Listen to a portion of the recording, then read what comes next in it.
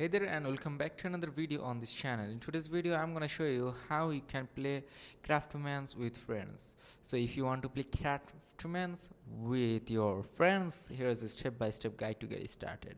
So first of all, you have to add your friend. You have to tap the play button from the main menu.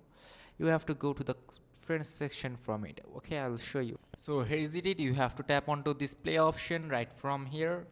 Just play into this tap on the play option, and from there you can see these three options: worlds, friends, and servers. Tap onto friends, and after tapping onto friends you have to tap onto add friends option. Simply after tapping onto add friends you will be able to add your friends, but before that you have to sign into it. Okay, and then you can add your friends by searching their IDs. Also, you can create new world if you want to. Just simply tap on to create and you will be able to create a new world. So this is how you can add your friends onto this. So if this video is helpful, do not forget to like and subscribe to the channel. Till then, take care, goodbye, see you onto another video.